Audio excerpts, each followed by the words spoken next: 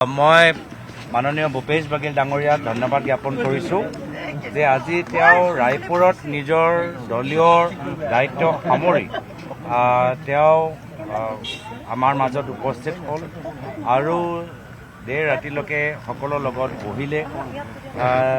প্ৰথমতে অসমৰ বৰ্তমানৰ পৰিস্থিতি পৰিৱেশ লৈ তেওঁক আমাক মাৰ্গদৰ্শন প্ৰদান কৰিলে।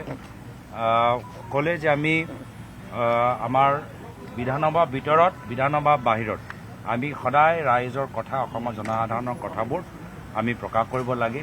আমি তেখেতক অৱগত কৰালোঁ যে আমাৰ বিধানসভাত প্ৰথম দিনৰ পৰাই আমাৰ বিধায়কসকলে মূল্য বৃদ্ধি লৈ আৰু চৰকাৰৰ পৰা আৰু তেওঁলোকৰ এটা বলিষ্ঠ পদক্ষেপ বিচাৰি এছেম্বলিৰ পৰা ৱৰ্কআউট কৰিলে আৰু তেতিয়াৰ পৰা আজিলৈকে যিমানবোৰ তেওঁলোকে মিডিয়াৰ সন্মুখত বা নিজৰ সমষ্টিত বা বিধানসভাত যিখিনি কথা তেওঁ উল্লেখ কৰি আছে সদায় অসমৰ স্বাৰ্থত তেওঁলোকে নিজৰ কথাবোৰ দাঙি ধৰিছে। এইখিনি কথা তেওঁ যথেষ্ট ভাল পালে। বৰ্তমানৰ তেওঁ যিহেতু এগৰাকী ৰাষ্ট্ৰীয় পৰ্যায়ৰ নেতা, তেওঁ আমাক অৱগত কৰালে যে কেনেদৰে ৰাহুল গান্ধী ডাঙৰীয়াই বাৰ্তা বাৰম্বাৰ দি আছে, মাৰ্গদৰ্শন দি আছে, প্ৰেৰণা দি আছে। আৰু মই ভাল পালোঁ যে আমাৰ প্ৰত্যেকগৰাকী বিধায়ক আৰু আমাৰ বিধায়িকা জনে তেখেতৰ লগত কথাখিনি পাতি নিজৰ মনত যি তেওঁলোকৰ ভাৱ আছে ভাৱমূৰ্তি তেওঁলোকে প্ৰকাশ কৰিলে। আৰু এতিয়া তেওঁ কোৱাৰ দৰে যে তেওঁ যিখিনি ভাৱ যি লৈছে তেওঁ আমাৰ নেতৃত্বক আনুষ্ঠানিকভাৱে জনাব, আজি ৰাতিৰ ভিতৰতে জনাব আৰু খুব কম সময়ৰ ভিতৰত আমি আনুষ্ঠানিকভাৱে আমি আমাৰ কেন্দ্ৰীয় নেতৃত্বই কি সিদ্ধান্ত লৈছে আমি গম পাম।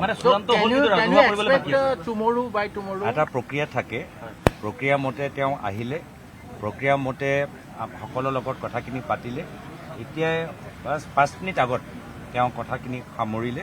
তাৰপিছত তেওঁৰ আনুষ্ঠানিকভাৱে ৰিপৰ্টটো লিখি তেওঁ আজি ৰাতিৰ ভিতৰত পঠাব। ৰিপৰ্ট কেন্দ্ৰীয় নেতৃত্বই অধ্যয়ন কৰিব। কেন্দ্ৰীয় নেতৃত্বৰ ৰিপৰ্ট পঢ়াৰ পিছত এটা অৰ্ডাৰ জাৰি কৰিব। অৰ্ডাৰ মুকলি হ'ব। তো নিশ্চয় আপোনালোকে ভাবিব পাৰে যে কম সময়ৰ ভিতৰত আমি আনুষ্ঠানিকভাৱে আমি গম পাম।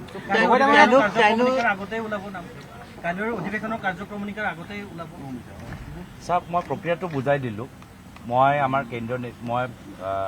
আমাৰ মাল্লিকাৰ্জুন খাৰ্গে ডাঙৰীয়া, বেণুগোপাল ডাঙৰীয়া, ভূপেশ বাঘেলজী ডাঙৰীয়া সকলোকে মই কৃতজ্ঞতা জ্ঞাপন কৰিছোঁ যে তেওঁক আমাক যিদৰে আজি নিজে উপস্থিত হয় বিধায়িনী দলৰ সম্পৰ্কৰ লগত আমাৰ অসমৰ আমি কেনেদৰে কংগ্ৰেছ দল আগুৱাই লৈ যাব লাগে, ৰাইজৰ বিষয়বোৰ কেনেদৰে আগুৱাই লৈ যাব লাগে, ব্যাপক এটা চৰ্চাত ভাগ ল'লে।